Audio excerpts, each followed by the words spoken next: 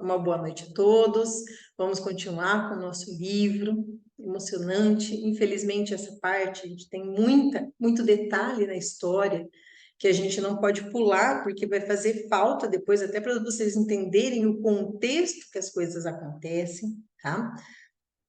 Nós vamos lembrar que o Simas de Almoedo, o pescador, ele estava ali todo preparando um plano, né, de organização, de cuidado e de desenvolvimento daquela região, tá? E para isso, lembra que ele fez as joias, né? Mandou a Ruth fazer as joias para entregar de presente para a filha e para a esposa do governador? Só um minuto.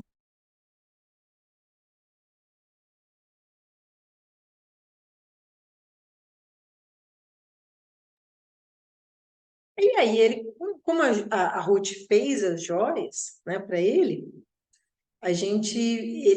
ele vê aquelas joias bonitas, ficaram bem feitas, ele era um ourives, aprendeu, né, com o pai dele, e ele levou, foi lá visitar o governador e levou, né, falou, ó, eu mesmo que fiz, tal, as joias, e quando a filha e a mulher do governador viram aquelas joias, nossa, o olho brilhou, né?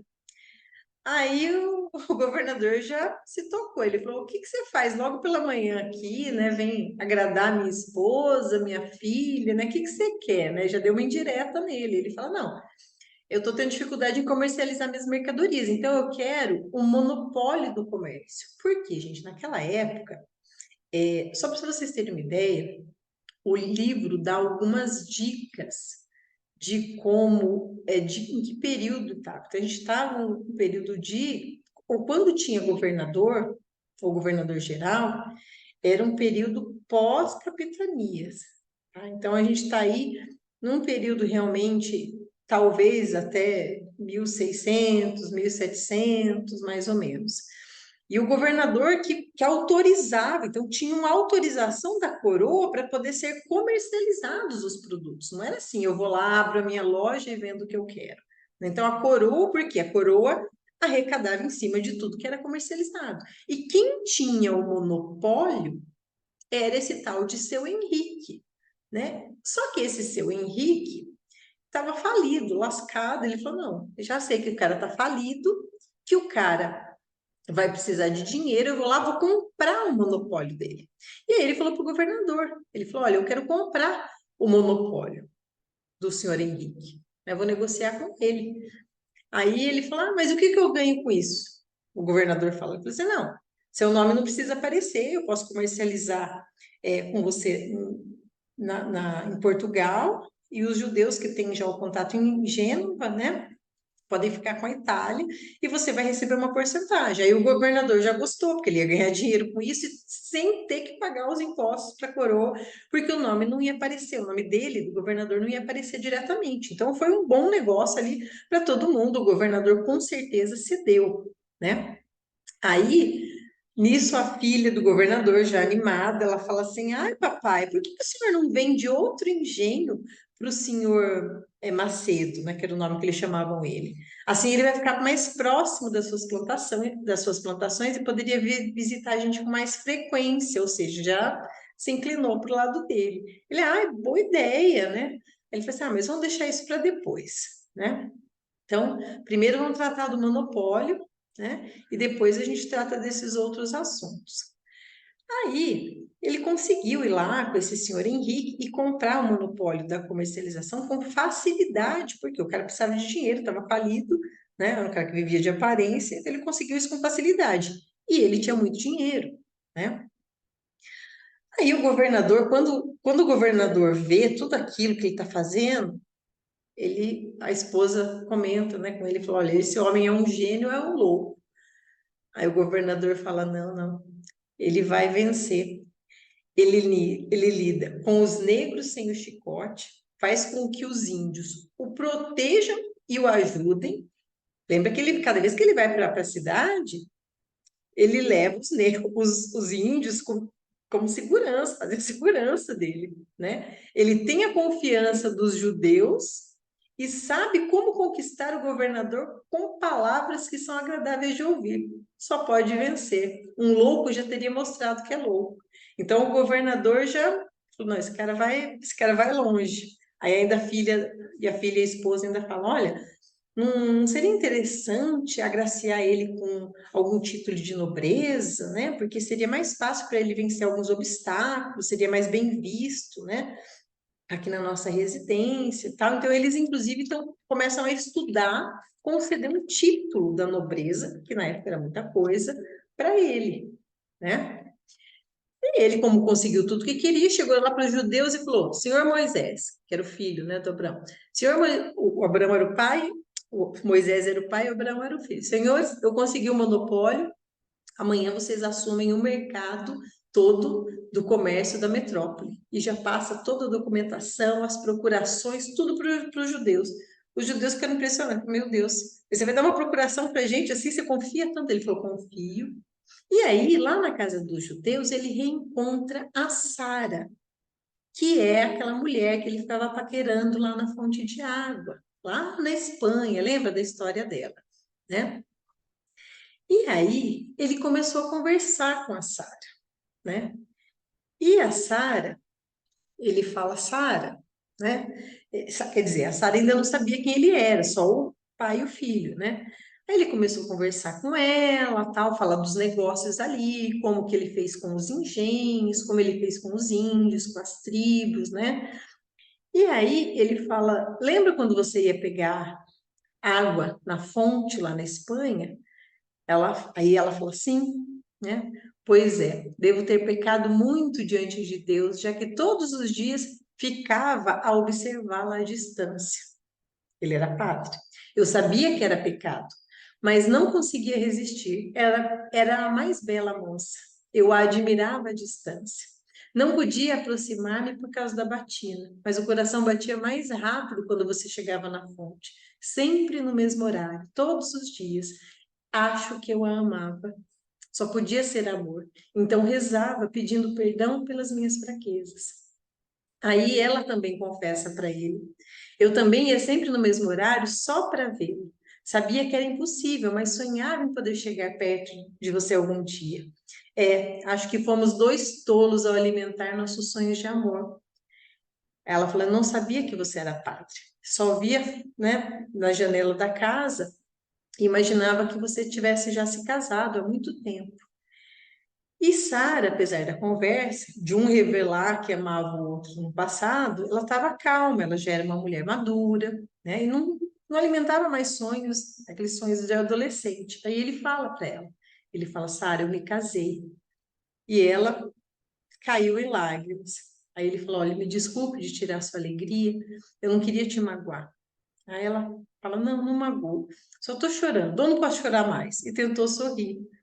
Mas aí ele contou para Sara quem era a Raios de Lua, a esposa dele, como que ele tinha conhecido ela, conta toda a história dele quando ele saiu da Espanha até ele se casar, né, com a mulher dele. E ela fica mais conformada, ela fala, não, se ela é uma boa mulher, eu fico feliz por você, né? Mas não se esqueça que Sara estava num processo de depressão muito profundo, inclusive que preocupava o seu pai. Então, olha ele, o que ele faz? Ele convidou a Sara para ir para a aldeia junto com ele, para a aldeia lá dos índios.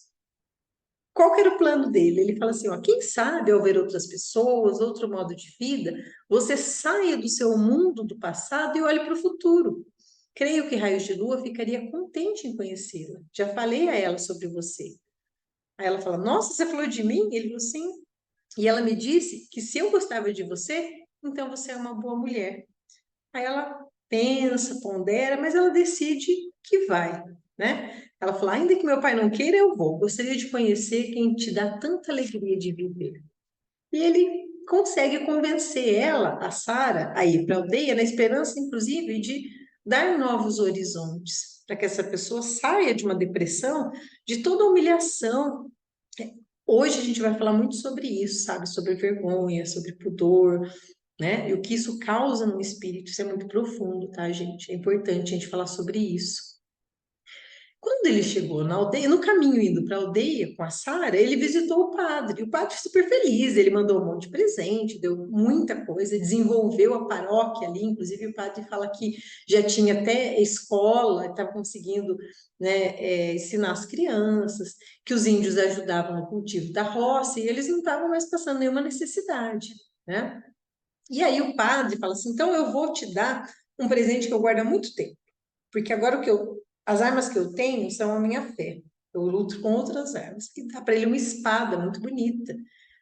E ele falou, mas ele não entende. Ele falou, como que um homem santo, um padre, vai me dar uma espada que é algo para matar os outros? Ele fala, não, não é para você matar, mas é para você se proteger. Porque você anda com muito dinheiro, é perigoso você ser saqueado por aí na estrada. Eu fico feliz de te ver prosperar, mas as outras pessoas podem não sentir a mesma coisa. Então ficou preocupado e deu espada para ele levou, né?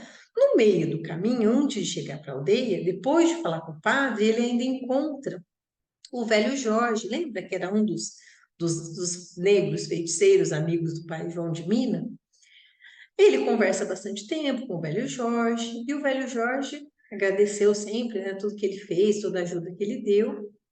Ele fala, mas, pescador, quando for a hora das lágrimas, nós estaremos com você.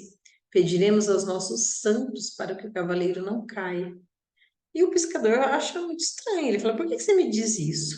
O velho João de Minas já me avisou de algo parecido. Agora você me diz isso? Por que vocês não me dizem tudo que sabem? Aí ele falou: ó, porque nem tudo deve ser dito. O que não pode ser evitado não pode ser dito. Vocês entendem? Tendo nossos guias, inclusive, o que não pode ser evitado, ou seja, o que é para acontecer, não pode ser dito. Quanto que a gente não passa disso? Passamos nos últimos momentos, né? Só podemos prepará-lo para que se lembre que quando chegar a hora, de nada pode ser feito para desviá-lo do caminho que deve seguir. Então, eles só podem amparar ele naquele momento de dificuldade. E ele fica muito encucado com aquilo. Porque já é a segunda pessoa. Primeiro vem o João de Minas, fala que ele vai chorar, que ele vai ter lágrimas. Agora o velho Jorge fala a mesma coisa. E aí, quando ele chegou na aldeia, né, ele começou chegando distribuindo mercadoria, presente, ninguém ficava com a mão vazia, era a coisa mais bonitinha, né? Então, quando ele terminou, tinha todo mundo recebido alguma coisa, e o pescador era adorado, todo mundo adorava ele, né? E ele amava o povo. Ele falou que ele só não levava mais coisas para não destruir a naturalidade da aldeia, né?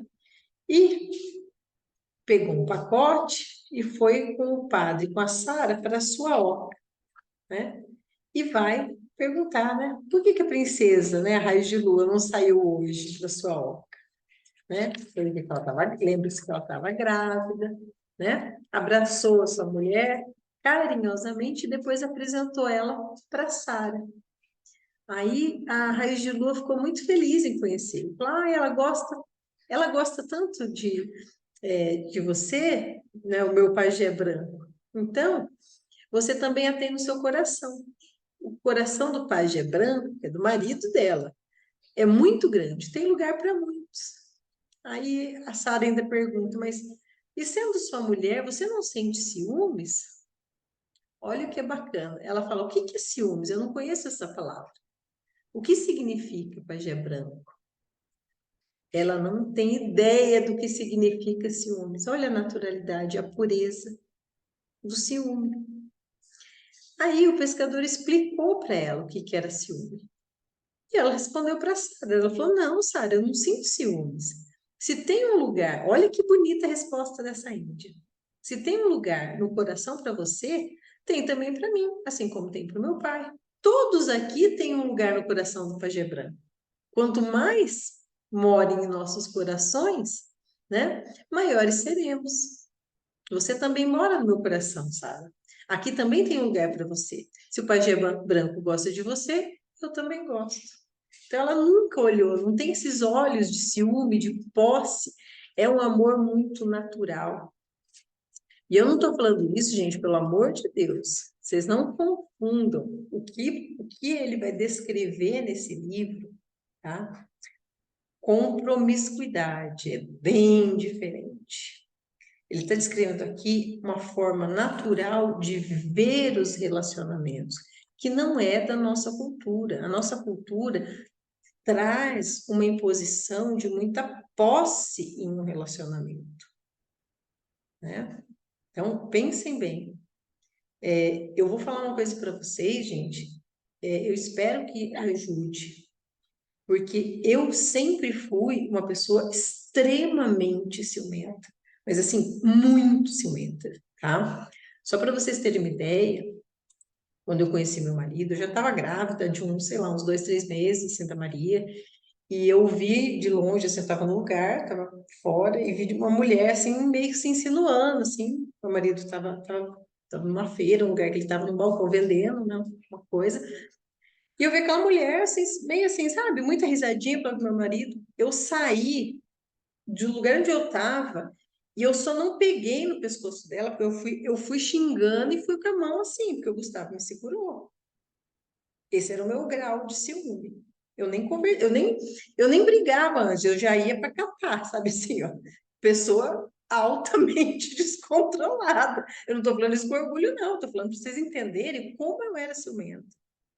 E assim, o Gustavo nunca me deu nenhum motivo, porque assim, o ciúme, ele não, você não existe, você não é ciumenta porque o outro dá motivo. O ciúme é do ciumento. O ciúme não é do objeto, do desejo do outro. O ciúme é do ciumento. É um sentimento de posse, de ira, sabe? É um sentimento, assim, muito complicado de se lidar. E cada um tem as tendências de ciúme, né? Eu sempre tive uma tendência extremamente ciumenta.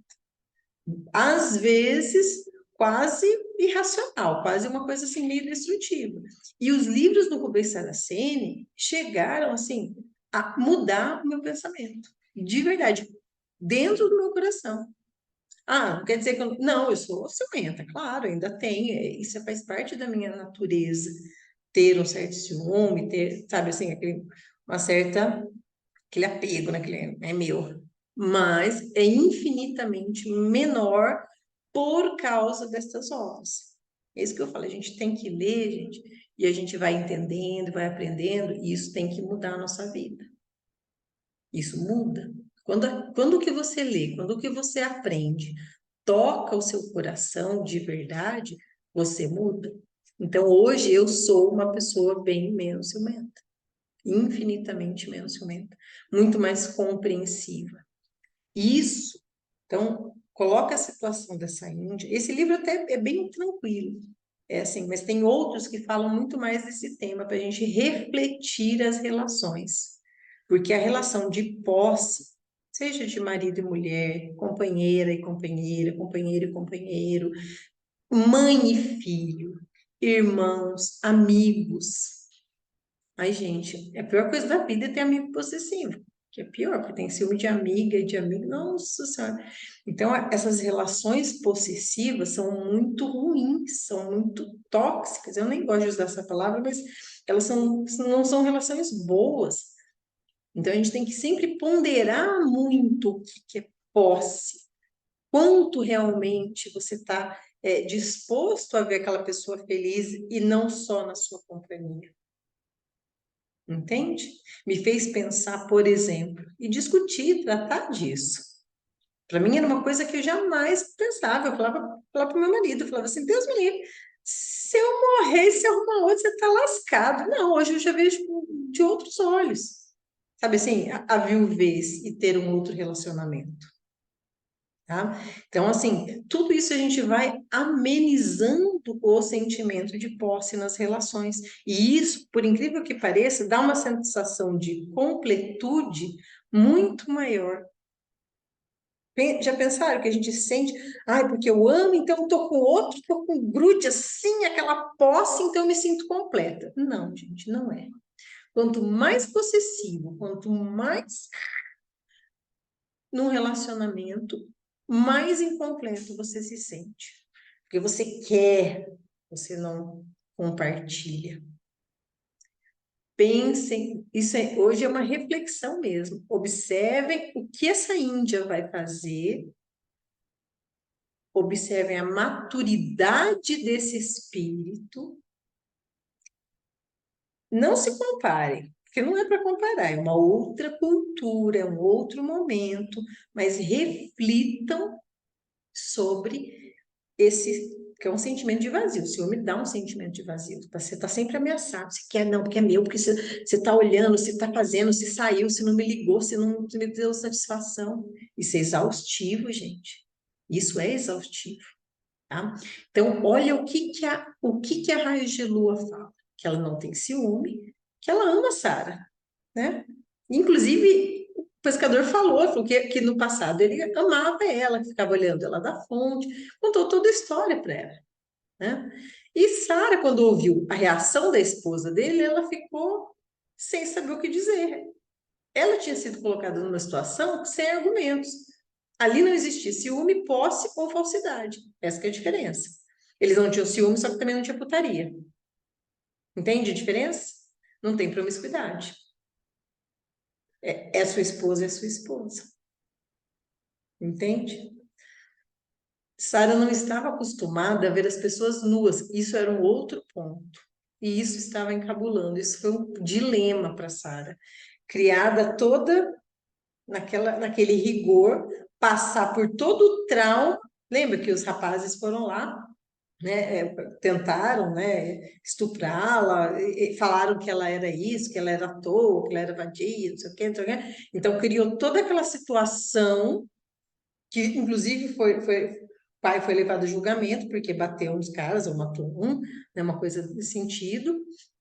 Então ela tinha todo um trauma nesse aspecto de relacionamento sexual, de se mostrar, de não ser falada, de ser acusada que não presta. Gente, isso é tão profundo para uma mulher. E não adianta, o homem culturalmente também tem uma outra visão disso. Talvez alguns homens aqui no grupo não tenham nem ideia do que eu estou falando. Não tiveram esse sentimento.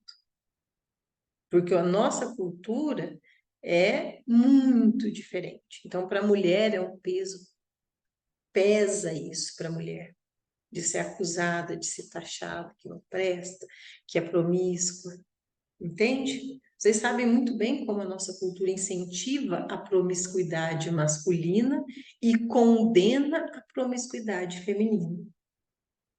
Por décadas, por séculos. Aí hoje, as revoltadas na tentativa de falar, não, porque as mulheres também podem. Então, em vez de se igualar pelas coisas boas, quer se igualar pelas coisas ruins. Não, porque agora nós vamos ser promíscuos e isso vai ser bonito. Aí você tem, né, as músicas, as danças, a superexposição sexual, que é nada mais, parece, né, no discurso feminista, no discurso, parece que agora não, então nós também vamos ser vadia, desculpem a palavra, mas é assim que os termos que eles usam, né? Que agora nós vamos ser, eu fico com quem eu quiser, eu faço para quem eu quiser, etc, etc, como se isso fosse um orgulho, uma conquista da mulher. Mas a promiscuidade, ela não é boa para ninguém, nunca. Ela esgota o espírito, a promiscuidade esgota o espírito. É cheio de relacionamentos vazios que vão esgotando o seu espírito. Não há nada para dividir, para acrescentar. É só sugar, literalmente, além da sua energia. Tá? Então, eu falo que as revoltas não é uma revolução, é uma revolta com um argumento errado, um argumento que é bem ruim.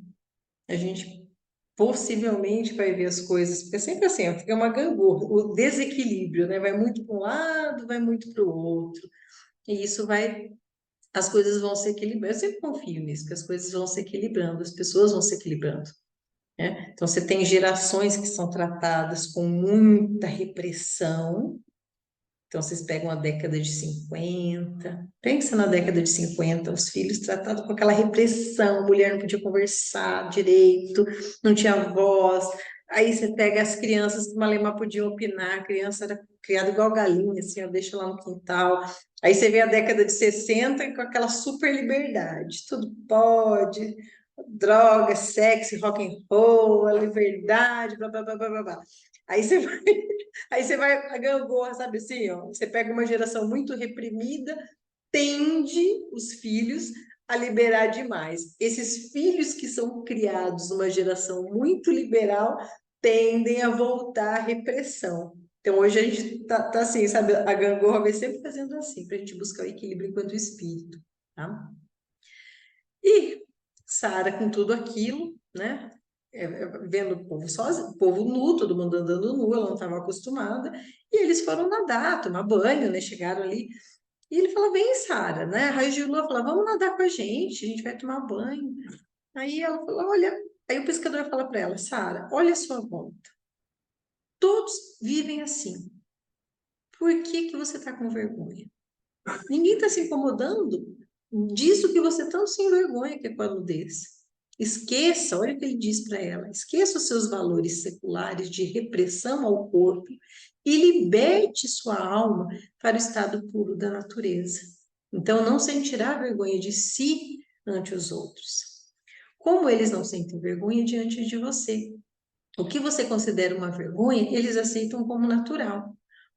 Olha lá, o que desperta vergonha aqui é a falta de honra, a falta de caráter, a traição e a covardia.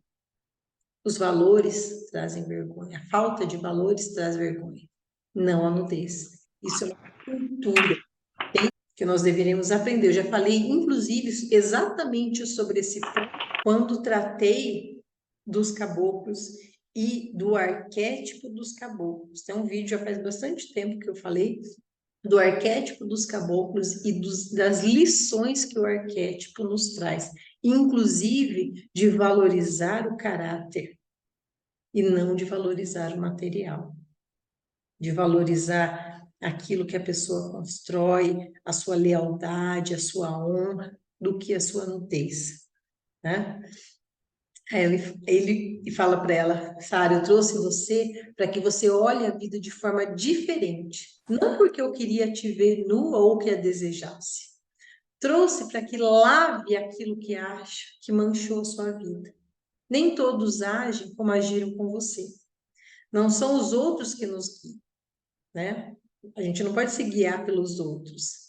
Nós temos de nos guiar por nós mesmos nessa vida. Se quiser, venha aqui conosco e lave a sua honra ofendida na pureza dessa gente. Ou então, viva com o corpo e a alma eternamente sujo pela imundície que lhe fizeram. Lembra do trauma dela, né? Mas lembre-se de uma coisa: esse é o melhor lugar para se purificar, para curar aquele trauma, que era um trauma de honra, de pudor, né? de ser ofendida enquanto mulher, ser acusada de ser promíscua, né? E Sara sentou-se no barranco e ficou pensando, pensando. Depois de algum tempo, ela foi um pouquinho mais para cima do rio, tirou o vestido e foi um lugar mais afastado e entrou na água com as roupas íntimas. Mais tarde, quando todo mundo já tinha saído, ela tomou coragem e saiu do rio, né? E a Gilua estava esperando ela com as roupas dela na mão. Falou: top, né? Vamos passear, vamos por aqui. Começaram a conversar. Então, a Raijuá percebeu a timidez dela, toda a diferença cultural. E aí, olha o que a Raijuá fala para ela. Você gosta? A Sara pergunta, né, para a Raijuá, você gosta dele, pescador? Ela fala: sim, sim, eu gosto muito dele. Sinto falta quando ele sai. Fico com saudade. Ele sabe tratar a Raijuá com amor. Ela falando dela mesma. E também, ele também gosta de mim. Diz que eu lhe devolvi a vida, que não mais havia nele. E você não se incomoda tanto que ele saia de perto de você? Ah, sinto falta, mas ele tem que fazer isso. Outro não pode fazer por ele. O pajé da tribo diz que os gênios das matas protegem ele por onde ele anda. Então eu não tenho medo. Aí a Sara pergunta: você não tem medo que ele arrume outra mulher, deixe você e não volta mais aqui? Não, não, ele não me deixa. Sei que gosta de mim. No começo me chamava de criança, hoje não. Diz que eu sou sua mulher. Quantos anos você tem, raio de lua? 16 anos. 16 anos, essa mulher. Olha a maturidade. E você, Sara? Ela fala: perto de 30, o dobro da sua idade. E não tem companheiro para aquecer a noite?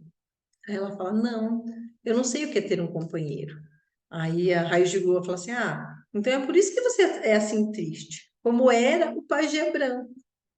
Aí A Ju fala assim, você gostaria que o pajé branco aquecesse você à noite? Estou quase no tempo de ter filho, já não posso aquecer pajé branco. Então você se aquece. Ai, Jesus, a Sara quase morreu, né? Ela falou, não, eu fui criada diferente de você. Na cidade dos brancos, tudo é diferente. Ela já se choca com aquilo, né? Ela pergunta, quando você vai ter filho? Filho, não. Pajé Anguara diz que vão ser 3 filhos. Eu sou muito feliz de ter 3 filhos de uma vez só. Trigêmeos, ela tá grávida. Interessante. Ela fala, mas por que você oferece seu marido para mim? Só porque tá grávida? Aí ela fala, não. Quando tudo passar, ele volta. Até lá fica aquecido. Aí ela pensa, ela fala, ó, vou pensar no caso. Se resolver alguma coisa, eu te aviso. Ela fala, não, não precisa nem me avisar. Só aquecer à noite ele, se ele quiser. Então ela oferece o marido para Sara, porque a Sara estava triste. É uma inocência, é uma cultura diferente, entendam isso, mas vocês vão ver que tem mais. Nisso, lá fora, se escuta um grito e todos começam a se movimentar. Por quê? Um índio estava atravessando o rio com um menino no colo, mas era um índio de uma tribo rival da tribo que ele estava. Era uma tribo que estava em guerra há anos, inclusive quando eles viram, já começaram a pegar as armas, falou, veio para atacar. Aí o pajé falou, não, espera, vê o que ele tem para falar. O cacique dessa outra tribo estava com um menino, que era o filho dele, no colo. Ele falou, meu filho está morrendo, meu pajé não conseguiu curar. E eu escutei falar que vocês têm um pajé branco que pode curar ele. Aí ele pensa, pensa, ele falou, bom, se esse menino morrer, as tribos vão partir em guerra, né? Mas se ele curar, pode ter paz. Aí ele falou, não, o menino estava muito doente.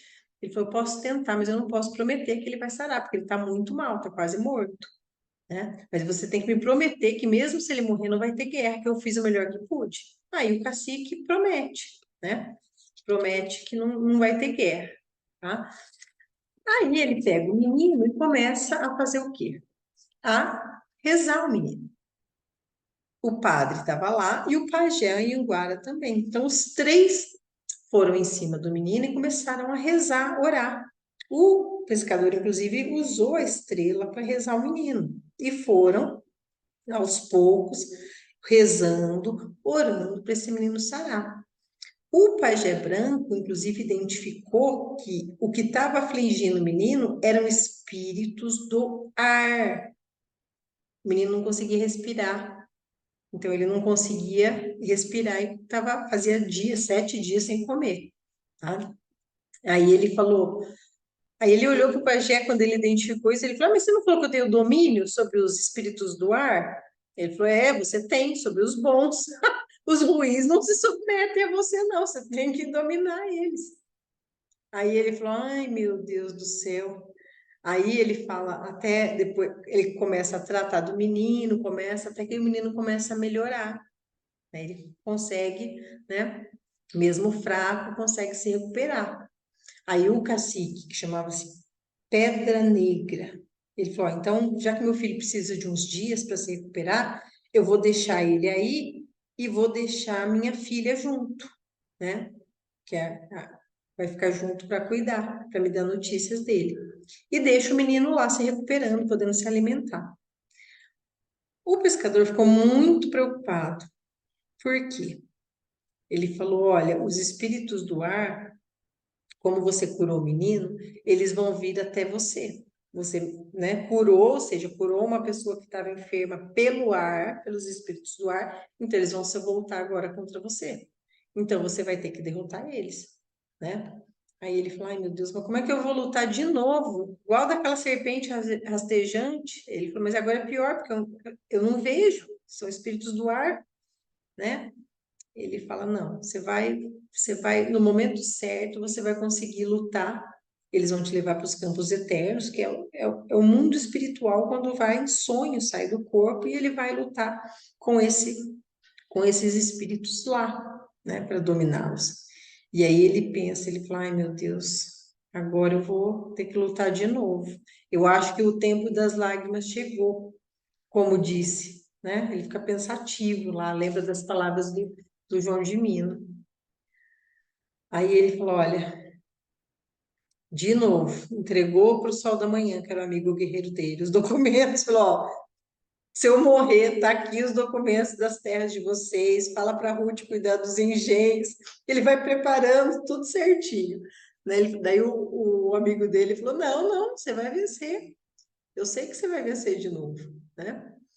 Aí ele começa a ficar mais pensativo nessa luta, né?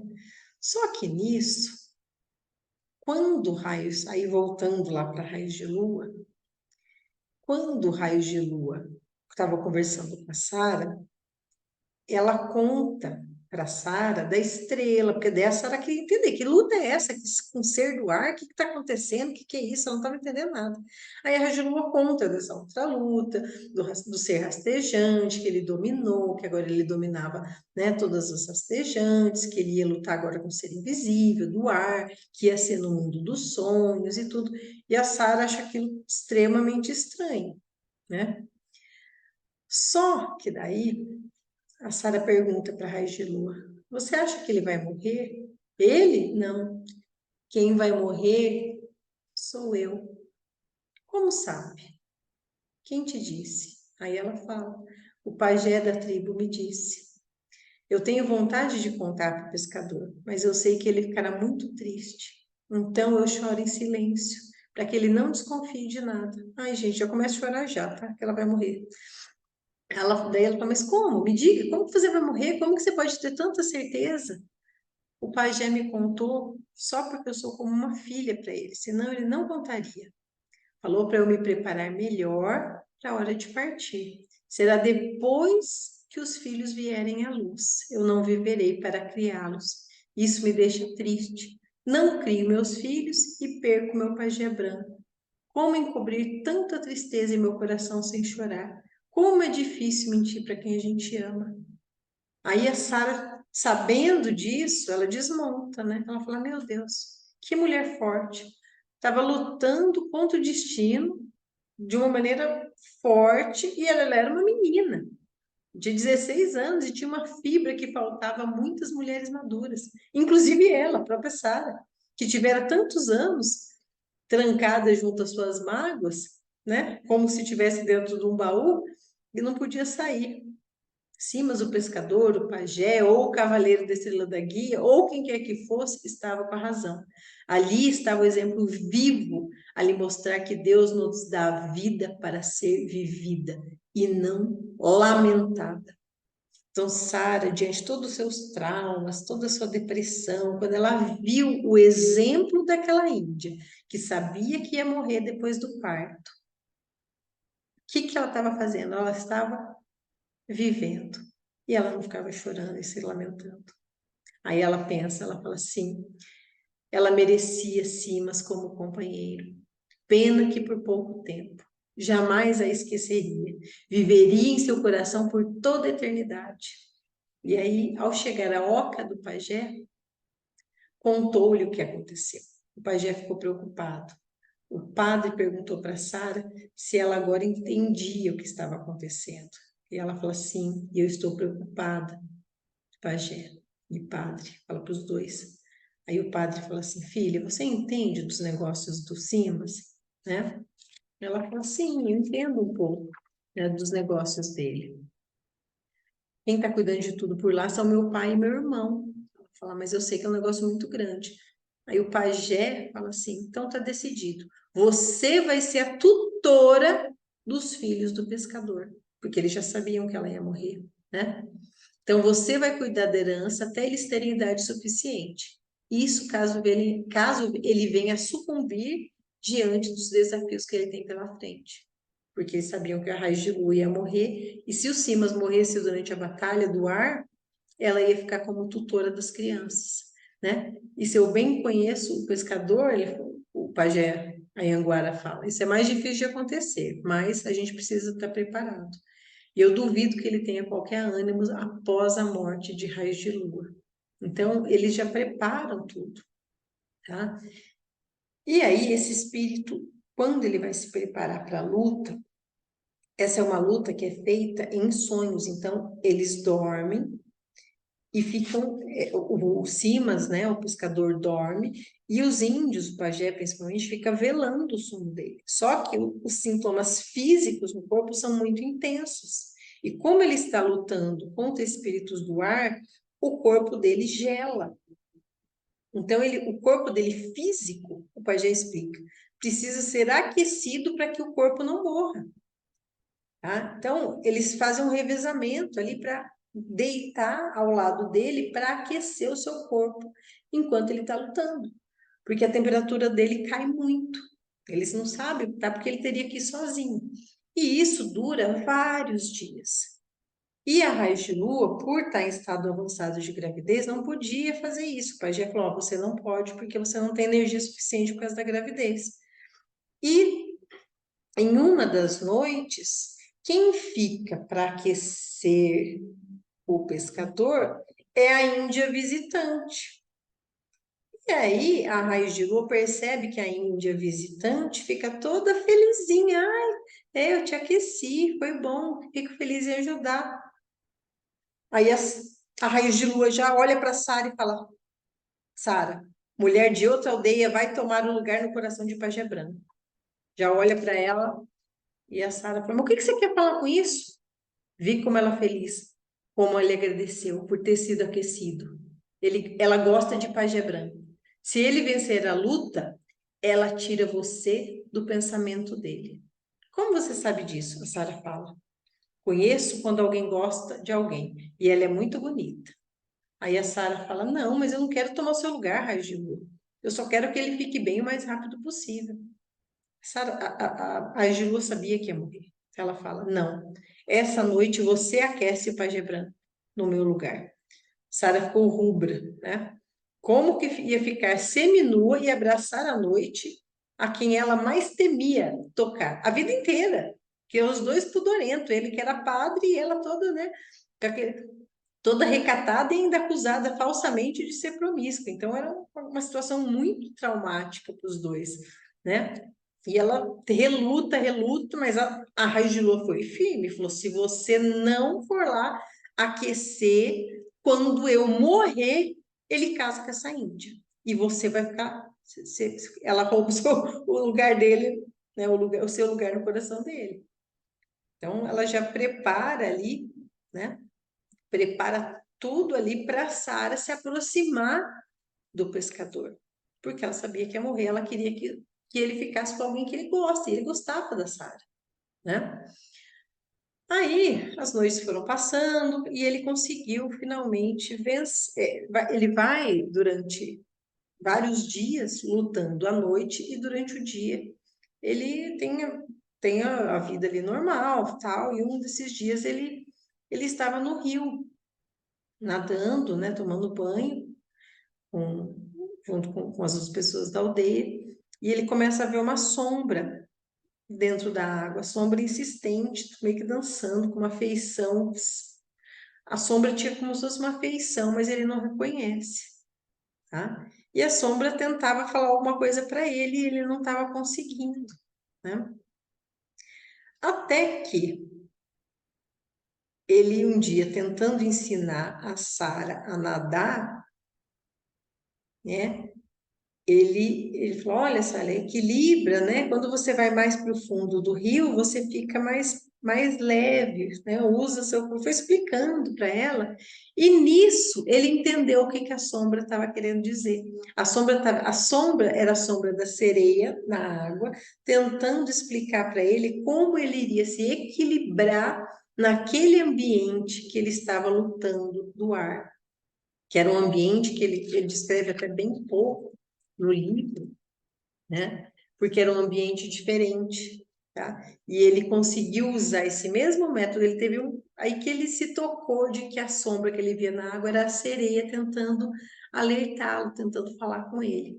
E ele consegue aí usar essa técnica para a batalha que ele iria finalizar, tá?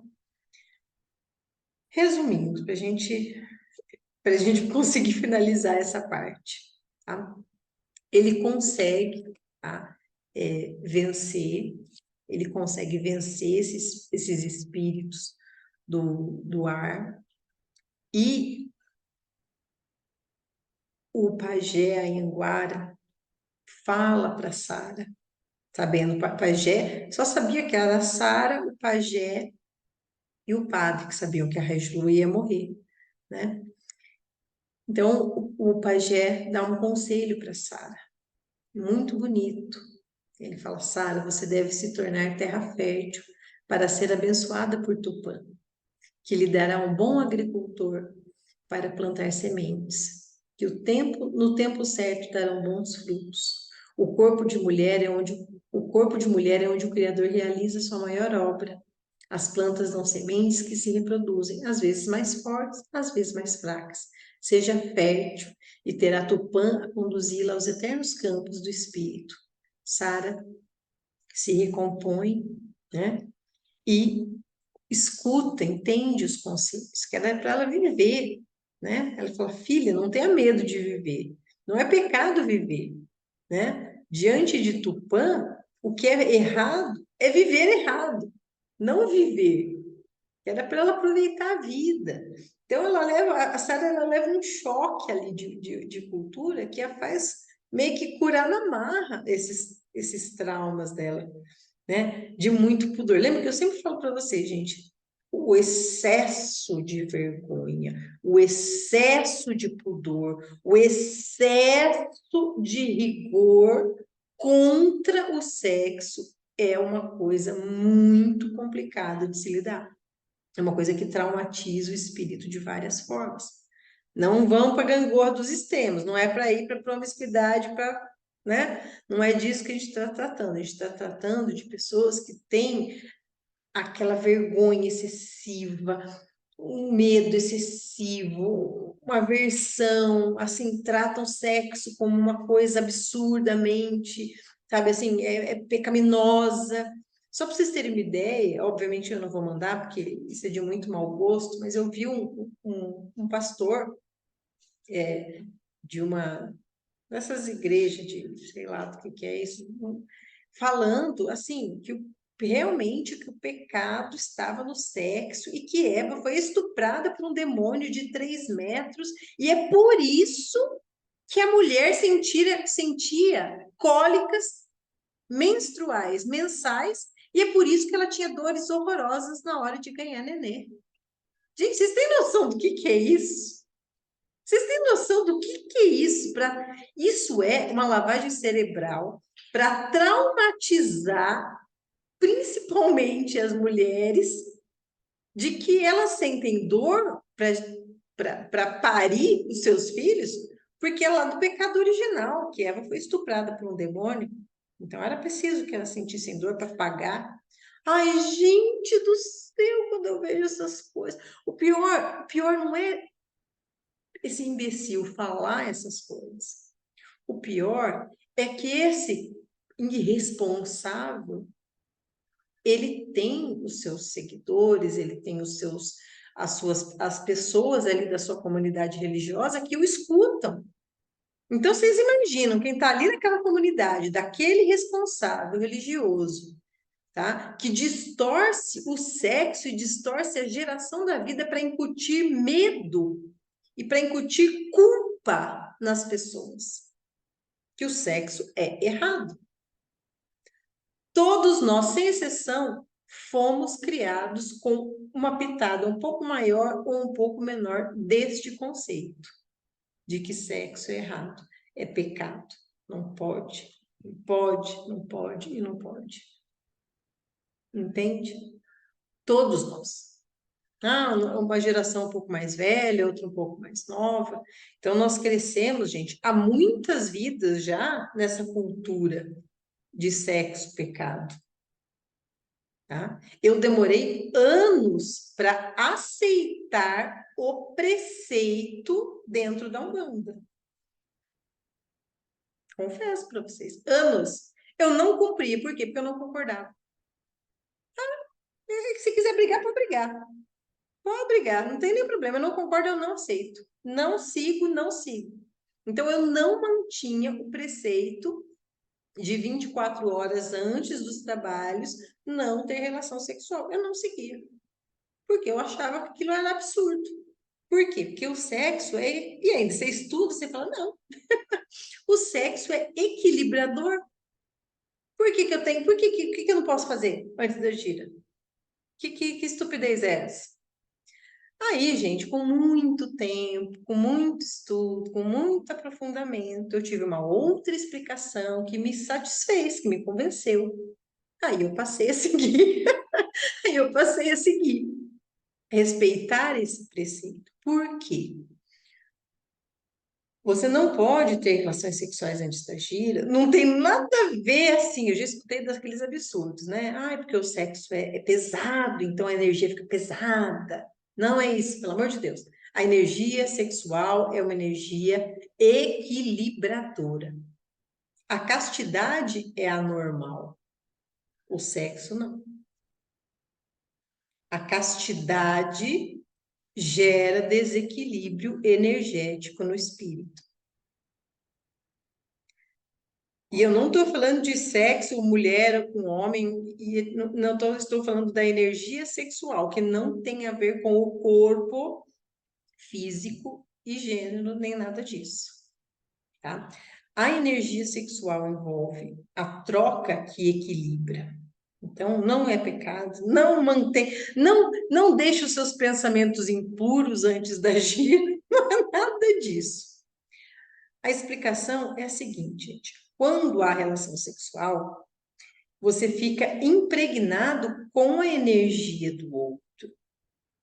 Então, você não está com a tua energia 100%. Você está com a tua energia e está carregando uma parte da energia do seu parceiro, das últimas 24 horas, entende? E isso pode atrapalhar na incorporação, pode interferir na incorporação. Entende? Então, não é porque é pecado, não é porque é errado, não é porque deixa sujo o corpo, porque senão. Não tem nada disso. É simplesmente porque você fica, o ato sexual, você fica impregnado com energia, ele vai ficar impregnado, porque eu não estou falando que o sexo é uma troca energética, então nessa troca você recebe parte da energia do seu parceiro. Entende? Isso demora algumas horas ali para ser estabilizado. Então, durante a incorporação, isso afeta, porque você não está na tua energia pura. O guia, coitado, já tem uma dificuldade para chegar na tua energia, ainda chega na tua energia de outra pessoa, ainda fica um pouco mais difícil. Entendem o raciocínio? Então, quando eu tive essa explicação e passei a entender dessa forma, aí eu, com sinceridade, passei a seguir os preceitos. Gente, eu sou tão cabeça dura, porque assim, se eu não concordar, se eu não ver lógico nas coisas, eu nunca segui. E não é porque eu sou bandista hoje, eu quero explicação. Senão eu não vou seguir. Entende?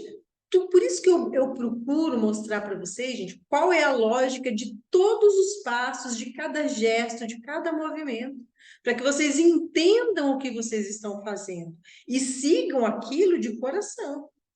Porque se você sabe da explicação e não concorda, aí talvez realmente, não, então o meu caminho não é aqui, eu não consigo, não concordo, não quero seguir isso. Sei o porquê é feito, mas eu não quero. Mas você tem opção, para ter opção precisa ter consciência. Para ter consciência precisa ter conhecimento. Entende? Então, é obrigação de um zelador de santo passar essas informações, explicar para vocês tudo isso, para que vocês sigam os preceitos com consciência. Entende? Então, o único motivo do preceito sexual para gira é esse. Então, não tem nada errado. Vamos abandonar, por favor, né? Repensar os nossos ciúmes e as nossas relações, né?